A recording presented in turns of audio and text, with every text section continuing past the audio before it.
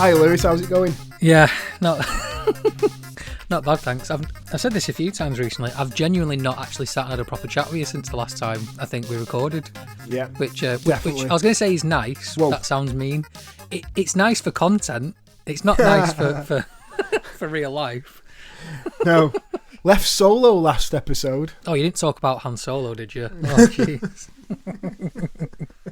No, I had a listen and a watch. Everybody else who did, please comment and say, Charlie, it was great, but we miss Lewis. No, it's funny you spoke about Flight the Navigator, a film which I have a classic example of. I think I've basically seen it through just knowing of it through pop culture, but I don't think I've ever actually sat and watched it from start to finish. So after I listened to you talking about it, I was genuinely like, oh, actually, I'll go give this a go. But I think that feeds into what I was saying. Like, again, I thought it was this big film and just assumed loads of people had seen it. I talked to probably the most film, TV, story-aware person that I know, you.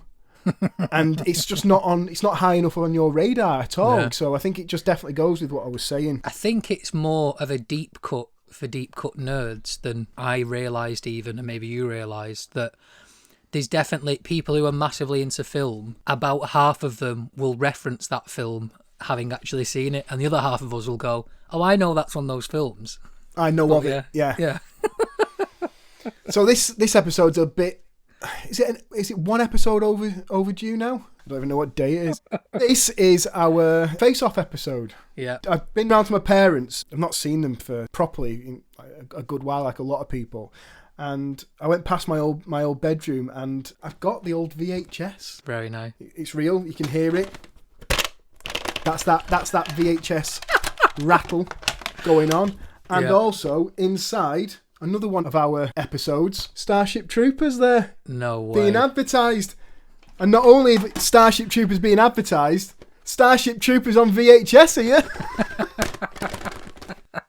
That is nice.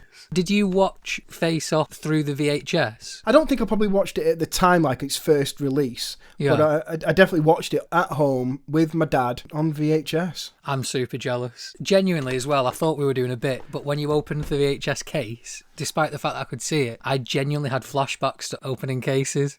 So I used to have, when I was young at my grandma's, I had pretty much every film, either on VHS, the official version, or like recorded from when it was on, the TV. It's a sad thing in a way, because it's really great that we have all these streaming services, or that, you can download a video and have it stored on your phone, your tablet, your computer, or whatever, for the convenience of it. But as a semi-collector of crap, there's something that's missing from having that. And not only that, I found Tony Hawk's skateboarding, nice. the original PlayStation 1 version with the CD inside. The case is cracked. I've sellotaped it. I don't know who I thought I was fooling. It's really obvious. But yeah, my original Tony Hawk skateboarding is there. So I think that might need playing at some point. Yeah, we can play that next time we're both at mine. Memory card, 1 to 4 blocks, just in case you need to know. And also, it goes out of your way to tell you that it's an analog controller compatible, just in case you were worrying. That's on there. Yeah, this will work with the thing that you play it on. Oh, good, I'm glad. You don't have to play it on your own, because it's 1 or 2 players. I thought I'd add those ones extra in there just because we've talked about them very recently on episodes. Shows how unoriginal we are, and how we're basically just, despite me being a critic of the media only, buying into nostalgia goggles, we're basically just using nostalgia goggles to talk about stuff. Oh, jeez. The thing is, I don't actually remember. I didn't realise that or remember having it on Face Off on VHS. I know I definitely watched it at home with my dad, but I don't remember having it. Was your recent rewatch that VHS as well, or did you actually watch? No, that's what I was asking before, because I got really excited. No. I watched it digitally. Oh. I'm a modern man, Lewis. I was hoping not to jump too far ahead. We'll give an overview of what the film is, but I was wondering, on my, similar to Point Break, on my most recent rewatch, which was this morning, while we were potting about in the house doing stuff and eating, I had it on in the background, and I again noticed, and especially because it's full HD Blu-ray copy, some really bad stunt doubles or stunt men, like worse than Point Break, to the point where I was like, I can't. You know what? It'd be interesting if you can find those scenes, and then we'll watch them on the VHS, and maybe and if it's just not as... Maybe we'll watch on the VHS and go, actually, probably this is the way to watch it. This is the better version. Almost like lower res. Yeah. It definitely works better. Face Off. So anybody who hasn't seen it, 1, how dare you?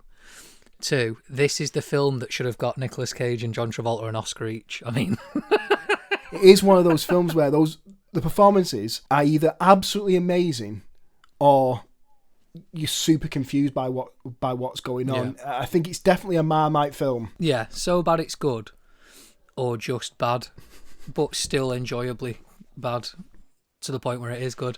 There's it definitely changed from scene to scene. So essentially, this is one of the only times we get to see 2 genuine Hollywood heavyweights basically doing impressions of each other for a film. Yeah.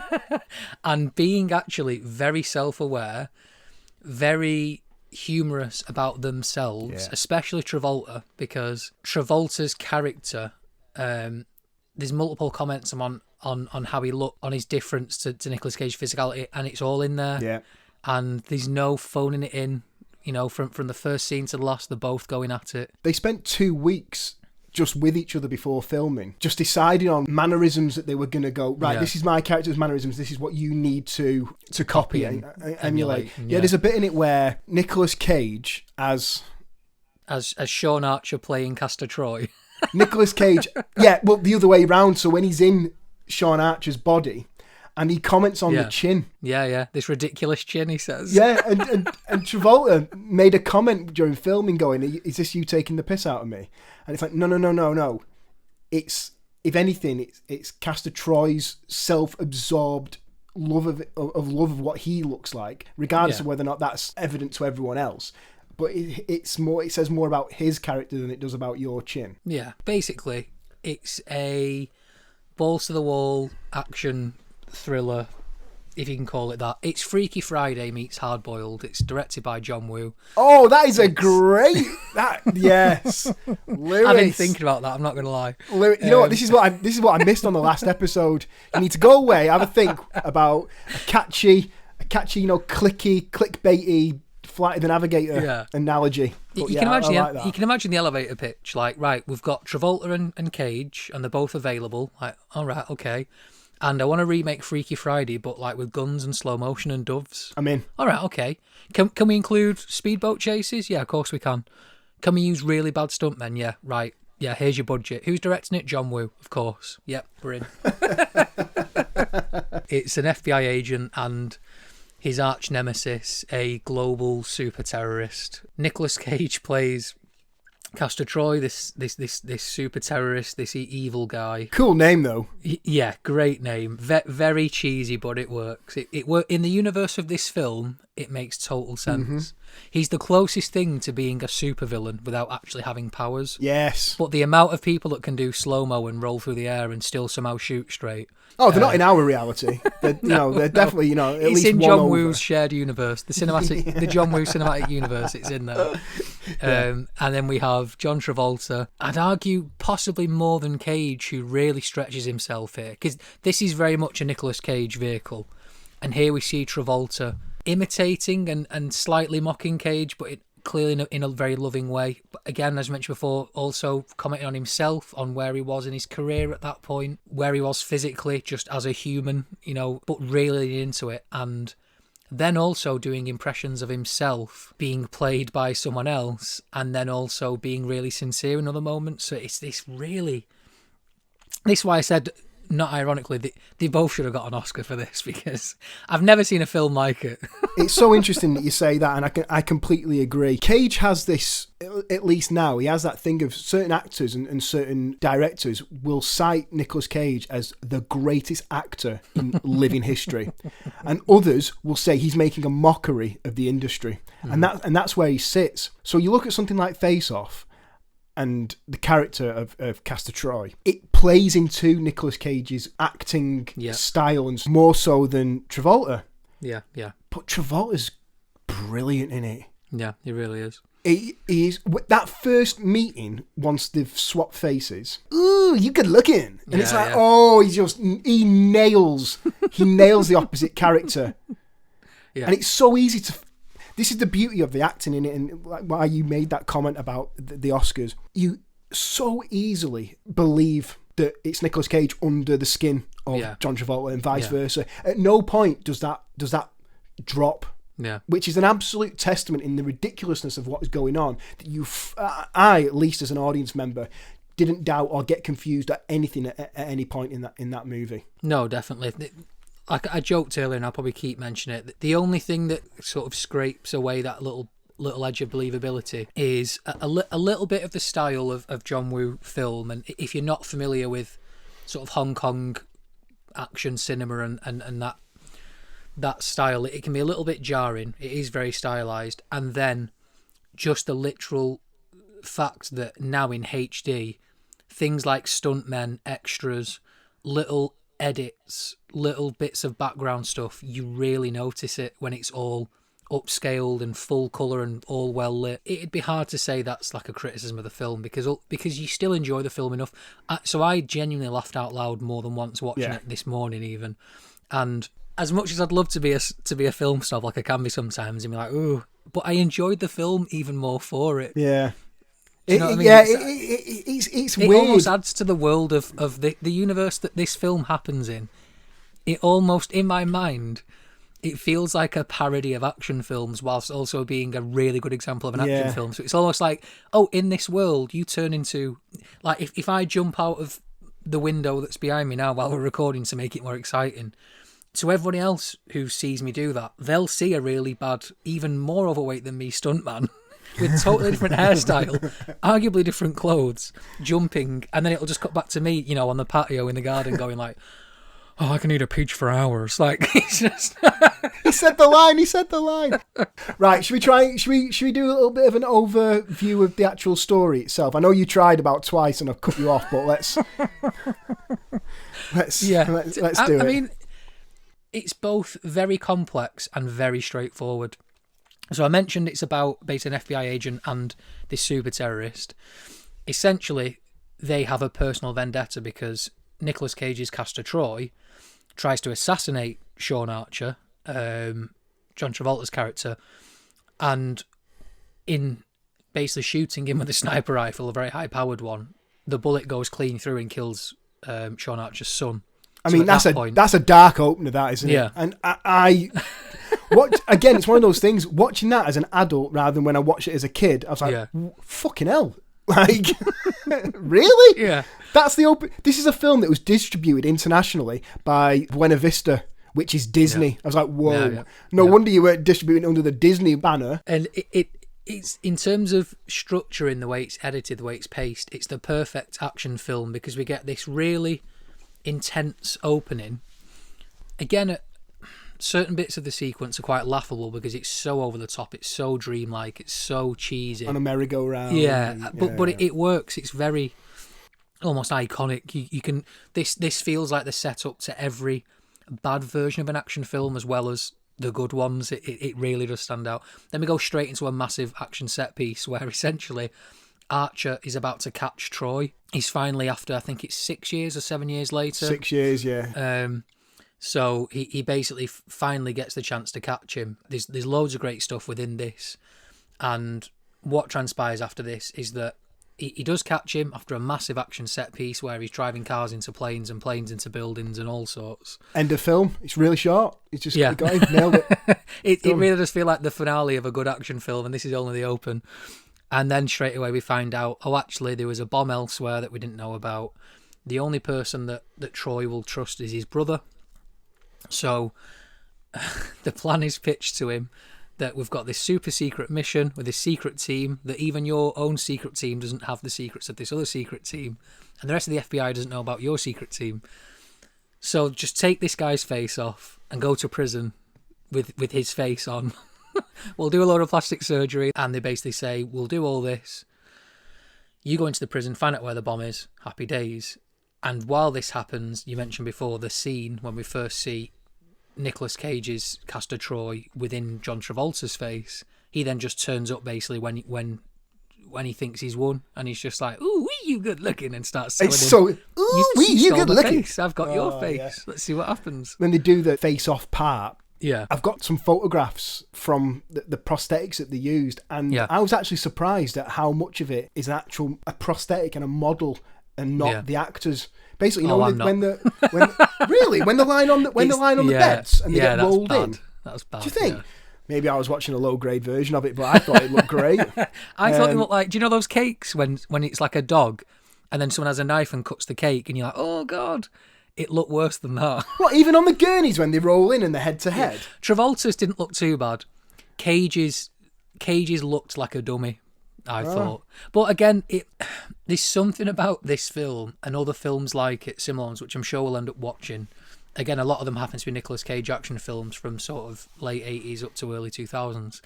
There's something about choices that don't hold up that almost add an extra layer of enjoyment to it. Yeah. And although it might take me out of the film to go, oh God, that's bad, but I'm still totally waiting to see what happens. Do you know what I mean? I'm still totally invested in the film. So the prison that they go to is A1, and I thought it almost sounded a bit Marvel-esque. And then even more so, it's an anagram of nowhere.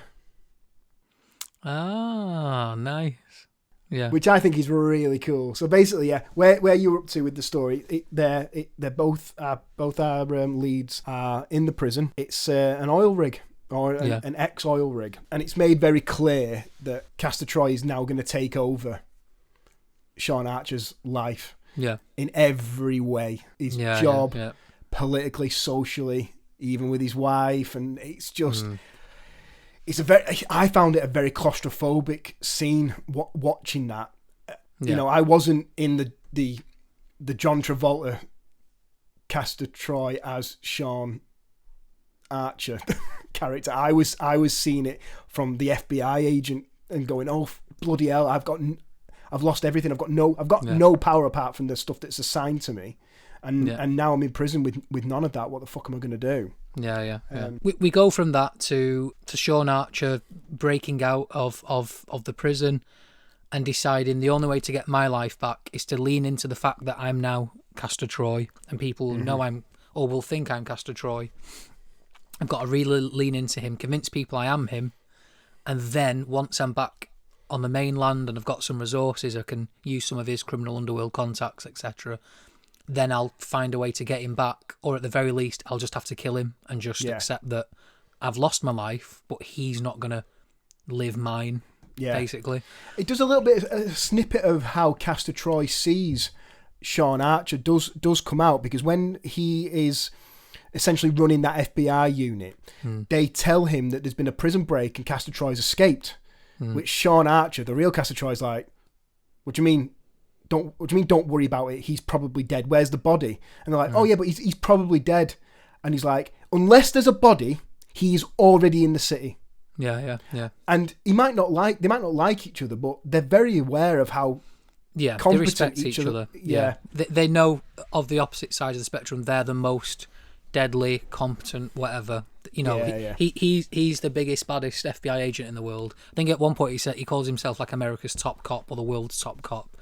And he knows that you know, himself or Castor Troy is the number one super bad guy in the world. So it is the ultimate. It's the classic good and evil, isn't it? Yeah, and throughout the film, we mentioned before, the prison name as a name for nowhere, and it almost does feel like purgatory in this own little isolated world. There's lots of like biblical names and almost Greek mythological names and references, and some of the names of the characters represent that. There's lots of iconography used throughout, and again, it almost feels like in this world, everyone's got a mythological name, a heroic name, or something. It's great. It really works. We get a load of action set pieces, then we'll get a couple scenes of dialogue, and then we'll get more action set pieces, and we finish with one of the best. I think it's called a Mexican Showdown. I don't know if that's, you know, if I'm going to get cancelled for calling it that, but we basically get the ultimate sort of stalemate of everyone pointing guns at each other and then an extra arm appearing and then someone else has got two guns now, leading into a speedboat chase. There must be like maybe a lethal weapon. No, not lethal weapon. What the mock ones like? Naked Gun. Yeah, where there's like literally, and then a third arm in the middle. Yeah. Exactly. We go from that to a speedboat chase. some great fighting between the two characters. If it's not sold on Nicolas Cage and John Travolta's impressions of each other for a couple hours whilst also shooting guns, I'm not going to convince you to watch it more than that, really. But it really is good because, again, Cage is obviously very aware of how he's perceived and how he acts in films, the choices he makes, because there's more than one moment of him playing Sean Archer, crying or breaking down and getting emotional, or being really sincere about how messed up a situation is, and then literally being like, I'm Castor Troy, and doing a very Nicolas Cage thing, even more than he would normally. And he's obviously very aware. Yeah. Like I say, it's really meta, especially considering it's not like a recent film. This was, you can argue, this is potentially Pete Cage at this point, and he already knew, I already know I'm a little bit of a joke, but getting work. But to who am I a joke to, and all this, because I think it came out the same year as Con Air, so was. So this is like this is definitely Pete Cage. Yeah. So just to kind of wrap up the story a little bit, when he comes back to the city, he uses his now connections as Castor Troy. Yeah. Sean Archer's using the Sean Archer network of whatever, but it becomes quite apparent to the people on Sean Archer's side that this isn't necessarily, I don't know if this is the right guy here. Nick Cage manages to convince his wife that he is Sean Archer, and then they, like you said, they have the showdown at the end of the film. Good prevails. The wife helps out the daughter. The daughter helps out. Actually, Castor Troy gets fucked over by his own nice thing that he does. He shows his now daughter, does she have protection? He gives her a switchblade and how to stick it in someone's leg. Yeah. And if you've ever watched a movie, you must watch that scene and go, well, she's obviously going to stick it in his leg later on. And she does. All ends up quite nice at the end, and despite it being a secret operation to swap their faces originally, his wife, who works in a hospital, she knows someone in another state who just pops over, sorts it back out. Yeah, someone from Washington, DC. They're just sitting over the top surgeon, he'll sort it out. Yeah. So we could have just done, anyone could have just done this from the start. And again, it is that world. Every top surgeon knows how to do the face-off procedure in this world. That's fine. Yeah. I'm totally in. Do you know what? This feels like it could take place in the same universe as The Boys, the Amazon TV version. It almost, you've basically got regular humans, in theory, in this film, taking on superpowered events where they're flying through the air constantly and getting speedboats thrown at them, and somehow, they just roll out the way and shoot back with a pistol, and you're like, yeah, totally believe it. You mentioned there as well that it has that moment where he's teaching Jamie how to use the blade. I might have mentioned this maybe in when we spoke about Starship Troopers. Every line of dialogue or every moment or every few moments, he's just set up for something that will get said or pay off later in the film. And this is what, when I say it's such a well-written film, I'm not saying it's, joking aside, I'm not saying it's like going to win an Oscar for the writing of the film, and I'm not saying it's the most intense, deep, thought-provoking, but it's well written that you can tell the script of this was every scene or every back and forth bit of dialogue has to move the story along. Yeah. Introduce a concept or, some tension, some stakes for the audience. Or it just has to be a cool little nod that you're going to laugh at, and then we'll probably get done again. The I can eat a peach for hours, which obviously I'm not the first person to reference that at all. Any Cage fans know that. I didn't realise that's 5 or 6 times in the film. Castor Troy says it at first to the FBI agent on the plane. Then it's used as the voice modulator to get his Ben Affleck Batman voice modulator to line up so he can sound like Troy. And then it's mentioned 2 or 3 times later, just in passing to characters, like, oh God, you always talk about eating peaches or something, and you're like, and he calls everyone his peach, and you're like, what's going on? This guy's a pervert for peaches. What you didn't realise is that in the 90s, Nicolas Cage had a peach farm, and he was really trying to up the consumption of peaches. I love it. It's another good example as well, and again, this is something that loads of the films we watch, this happens. There's loads of really good bit parts and actors in there who are in loads of other good action films as bit parts, or they're in really good TV shows, and a lot of them, they must have the same agent because they'll always appear in things together, even if they have no scenes together. Yeah. I think CCH Pounder, who plays, she's the FBI agent who introduces him to this program and basically convinces him, take your face off, put his face on. So she's in a series that I'm watching at the moment, The Shield, and she's really good in that. Yes. She does loads of great voice work in the DC animated universe and other stuff. And she's one of those actors who, if by her name, you won't necessarily know who she is, but as soon as you see her, you go, oh, she's in loads of stuff. Like, she's always in stuff. She's definitely one of those actors that we've said about this before, that when you see her in something, you're like, right, I don't need to worry about this. This is going to be solid, this bit. Yeah, exactly. Regardless of the property, regardless how good the property is, she's going to be great in this. Yeah. It was a big success, the film. 1997 it came out, 80 million budget, made back 245.7 million in the box office. Nice. It's pretty good, that. The first bit they filmed was the speedboat chase at the end. All right, okay. And Paramount got the rushes back from it, loved it so much that they pumped a load more money into it. Oh, okay. Which I feel like that must have been a strategic thing, for Wu to do. To go, you know what? If I want a bit of money, let's give them something that they know is going to go, this is going to make us money here. Almost like proof of concept. This is my vision for the film. I need some more money to do this the whole time. Yeah. Showing bits of like Face Off and people acting as different people, it's like, oh, is this going to make money back? But you know what? Yeah. That high speed chase, people know what that is. People can understand what that is. That's enjoyable on a very surface level. Let's go with this. Let's give it a little bit more money. And because John Woo was given a lot of freedom with this movie, he didn't have really a lot of oversight, and he was really allowed to, stretch his legs on it. I was going to say this is, for anybody who's familiar with John Woo films, this is a real John Woo action led film. It really does sit nicely in his universe of action cinema, and there's lots of really great choices of just the way certain shots are framed, little moments which are, it almost feels like a samurai film or a western where there's super close-ups on eye lines suddenly for no reason, and it doesn't always necessarily line up in terms of blocking for the scene, but it, again, in this universe, it works. You totally buy into it. There's a beautiful, beautiful set piece when they have the fight, or the big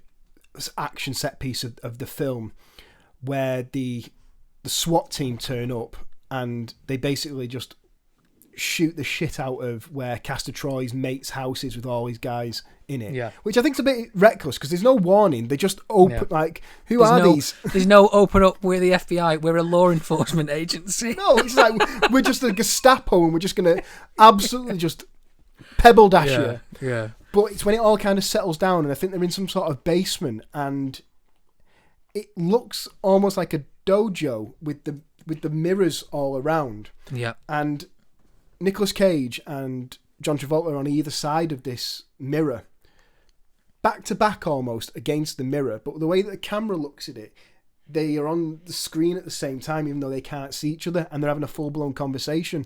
When they finally jump back to pull guns on each other, they're looking at their own reflection. Yeah. But from their perspective, they're looking at the person they hate because they have they swap faces. And I thought it's really nice that you get to, as an audience member, you know that all the time, but you get to see it from their point of view almost, just for a split second. I remember seeing I don't know if it would have been the trailer at the cinema or the advert on VHS, DVDs, whatever, in the past couple of decades. I remember that scene and the bit of them against mirrors and shouting at each other was one of the big sort of marketing things. Yeah. And I remember like the cheesy voiceover and then them two just shooting through mirrors at each other. I think it works brilliant. I think it's really, really good in the film. It's genuinely clever the way. Yeah. The way there's lots of references to mirroring and to opposites and connections and things. There's loads of little cinematic choices where you're like, I know it's a silly action film and I know it's absolutely bonkers, but this works. This tells a story. Definitely. I think we'll leave it there for part one. Again, it was always going to be a part one and part two, right? Oh yeah. We had to get to a point where we have to take the face off. And then put it back on in a week. Yeah. So yeah, if you enjoyed part 1, please come back for part 2. We'll see you next time. Anything else to add, Charlie? Yeah, guys, remember, pay no attention to that man behind the curtain. Bye. Hey. I was really clever this week and didn't even mention.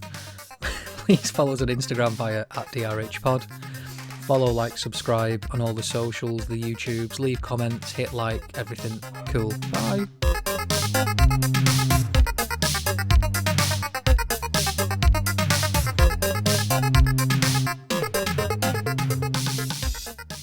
I'm not rapping.